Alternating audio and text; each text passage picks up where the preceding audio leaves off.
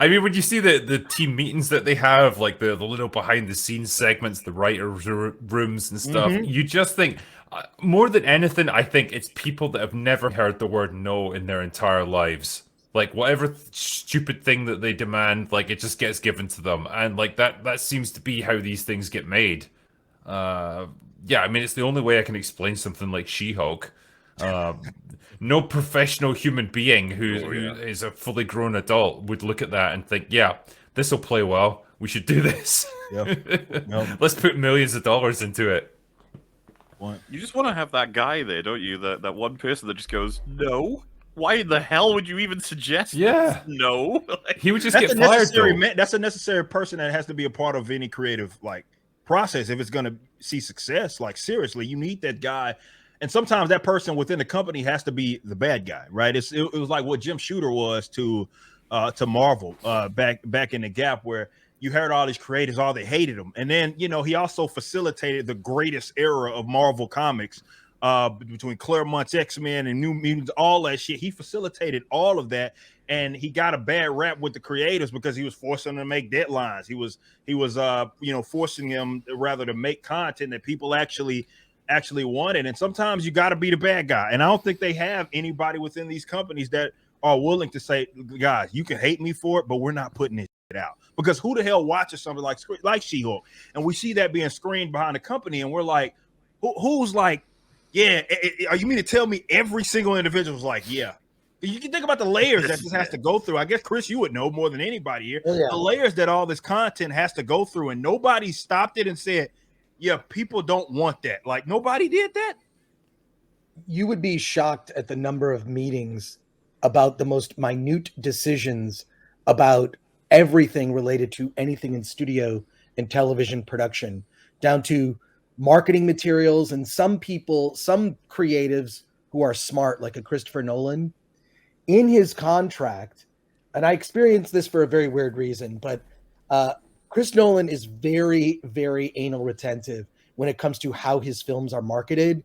He approves all trailers. When he submitted footage that could be used to cut trailers for The Dark Knight, he gave them pieces from the first half of the movie, and that was it. And as much as, like, if you go back and watch those original Dark Knight trailers from 2008, you'll notice I remember sitting in the theater going, oh my God, we're halfway through the movie. I've seen everything that's in the trailer. I have no idea what's going to happen. Yeah. And it was refreshing. So there are certain, I mean, you would just be shocked. You wouldn't be shocked. It just how many stupid people are just willing to say yes because they want to go along with the group. There are no, I hate to say this, Harvey Weinsteins to basically just say, hey, like, we're not going to do this, or this movie has to be a certain running time. I mean, look at how running times of movies have slid.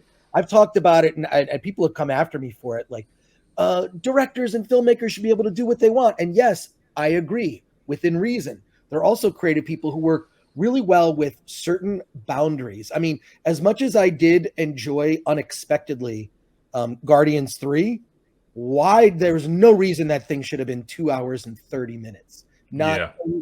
so you could have cut so many subplots, the thing with the child trafficking. I get it. You can get one cause that you throw in. You had the animal experimentation. I thought it worked very well, tied into, Rocket. That worked, but it just was like a bridge too far. 30, I mean, I don't understand. There aren't those creative people, and mainly because they don't know. There's certain people that talk about this. Richard Dreyfuss recently in the news about the dumb shit Academy rules now Oh regarding, yeah. and a lot of that is just a scam and a shakedown. Ava DuVernay's company can provide crew for you. So if you'd like to use her database of diverse crew people, that is a suggested solution if you're, say, making a movie with all white people on screen. I don't know. Oppenheimer's probably not going to get nominated for Oscars. I'll just say that because it doesn't follow. I'm certain it doesn't follow those rules. But it's look, is Spike Lee going to be forced to put additional white people on his? He traditionally, Spike Lee, I admire him as a creator because he's a guy that, like, NYU Film School made a movie, put it out there. She's got to have it. and doesn't give a fuck. He also is a guy who doesn't complain the studio didn't give him an opportunity. He makes his own opportunities. That's what every great indie filmmaker does. But it's a mess right now. I hope this WGA strike goes on for a really long time, because it's going to be a purge of people who probably shouldn't be in this industry to begin with. But yeah, like the number of meetings, even in like when I did TV shows back in the early 2000s, it was just shocking the number of stupid meetings over minutia. So I think it's because a lot of people want to justify their existence. This happens in any corporate structure. There's people who literally create problems and create meetings to show that their job is meaningful when they're basically morons taking up oxygen. So yeah. Oh god, I remember that. Yeah. There was people that they'd been in since like the company was formed almost, and they just knew all the tricks to play. But it's like ultimately what they were doing was fucking pointless now. But it's like no one could tell them that because they just knew the right things to say to dodge any questions. Yeah, it was impressive, if nothing else. Exactly. I at this point, I just won't work for any company that has a human resources department, because I feel like you've grown beyond, a point where like suddenly like that's a corporate structure. I mean, Film Threat, that we have like 30 writers and whatnot, it's a small company, it's and everyone here on this stream, small companies, right? All small businesses, creator driven. I'm the same. Like no matter how big I got, I would never have a fucking human resources department, because they are a vampire just sucking the life out of your company and the people that work under it. And for some reason, that's where a lot of these, what do we call them, activists, assholes, whatever they are, they seem to gravitate towards the HR department, because it's like, some kind of military like infiltration plan. Like you couldn't work it out better than this. It's like target the HR department, infiltrate that, and you suddenly have control over the hiring practices of the entire company. And you can rule with an iron fist, and you can dismiss anyone that you want. You can make up a problem that is only going to get solved by dismissing them. That's the terrifying thing. But they do it time and time again. There are apps and services you can use if you actually need a human resources department, because HR departments now are specifically geared towards, making sure that there are no lawsuits against the company. That's really what they're for. They protect the company's interest. There's nothing human about a human resources department. Although I hear from people working at studios these days, HR departments, they would handle a couple problems would come up in a week. Now it's like, this is what I'm told. There are 20 to 30 complaints on a daily basis. And it's all from people who are new to the industry that heard someone say something on a set that offended them. And this is now an HR concern. These are people who really just they just don't know how to, I guess, hang in real life. I mean, certainly they couldn't, they couldn't hang on a live stream like this one, just to have a normal conversation. I mean, call me crazy, right? But I kind of imagine that, especially film sets and TV sets and stuff, they should be kind of a high pressure environment where you've got a lot of conflicting views, you've got big egos, you've got clashing personalities and opinions and stuff, and it's fiery and people shout at each other, and that's how things get resolved. That's how you hash out ideas and people put their opinions forward. And if you can't handle that, well, fucking hell, like just go and hide under your bed. Like maybe the film industry isn't the place for you. It just seems like that's what is needed to drive forward in like quality productions. And if you've got people constantly putting the brakes on and saying, no, you can't say that, you can't get too confrontational because I'm feeling triggered. What the hell does a film set even look like now when you've got people like that constantly on the prompts a big old controversial question of the greatest artworks of all time. Like if we took something, for example, like Blade Runner, and we found out that everyone was abused on set, if we could undo that abuse and lose Blade Runner forever, it's like, do you want to make that choice? It's like, shit. I'm happy for them to suffer. They got paid well. look at The Godfather. I mean, famously, that set was nuts. And usually, this is the rule that I've observed, having been on a lot of film sets, made films and television and whatnot. The more people get along and how fun the set is, usually the worse the film is. Not a rule, but like in general. And then the more chaotic behind the scenes, sometimes the more drama, sometimes that translates to better work. I can tell you a real specific story about something that you are all familiar with. I can't reveal it on the live stream. I'll tell you guys in the private chat. So a recent television show that has come to be beloved, the showrunner of the show, who directed episodes, wrote episodes, on the set, and this person, everyone's wearing masks, right? So everyone on the set is wearing masks. Everyone has to wear a mask because of this.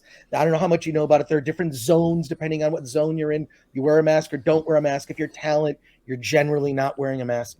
So the showrunner of the show is wearing a mask, and he is sick. It's a standard issue cold, whatever. Sneezes into his mask, and some mucus is spewed forth, and he says, "Please, can someone get me a Kleenex? I splooged into my mask." The word splooge. Now, someone on the set complained that the word splooge was used. This is someone, a low-level person on this set, made this complaint. The showrunner of the show then had to have a meeting with human resources over a low-level person who hasn't worked. If you've been on a film set or just, you know what, forget film set. If you've done any sort of intense work, a lot of people make jokes to kind of break the tension. I'll tell you, if you're around a lot of gaffers, they swear like sailors, and that's fine. But this person had to have an HR meeting over some low-level person. I put in a private chat who it was, and but yeah, I mean, it's just shocking that this is now I'm being told that this has become the number of HR complaints at studios has gone up. Now, what if I was there, I would have fired the person who made the complaint and said, this may not be for you. Didn't Netflix do a specific thing where they said, if you don't like the content we make, our company might not be for you. The balllessness of people at the mid-management levels, it's television and film studios, to not tell these people to F off or fire them. It used to be some couple weird things, I'll tell you, like friends of mine who have worked with the bigger directors. It used to be like on the first week on a set, you fire someone very publicly as a way to express your authority. That was just something. No, seriously. And then one of the best pieces of directing advice, like a friend of mine told me, but it was direct from the source, and I can tell you who it is. This was the directing advice from a studio director. If you have bad news to tell the crew, find an incredibly sexy, hot, young PA, 19 years old, maybe with a belly shirt, that's very sexy and attractive young woman. The bad news is delivered by that person. A young girl, and say, hey, we're going to go a little late tonight. Is that okay? We're going to go till, 2 a.m. Is that okay? We got to turn around. So you just send someone like that to give the news. By the way, that piece of advice, that filmmaking advice, came from Michael Bay. So he's gone up in my estimation right there. Yeah, I mean, because he's right. He's 100% right. And he runs his sets. If you know anything about Michael Bay and how he works, whatever you think about him as a filmmaker, I enjoyed that first Transformers movie. It's like a boy and his dog, a boy in his car. The first one, all the other ones are barely watchable. But he runs his sets like a military operation. I don't, and this is the thing. Whenever I've had to, you just have to sort of set aside feelings. No one cares about your feelings. We have to get 10 pages of a script shot by the end of the day, period.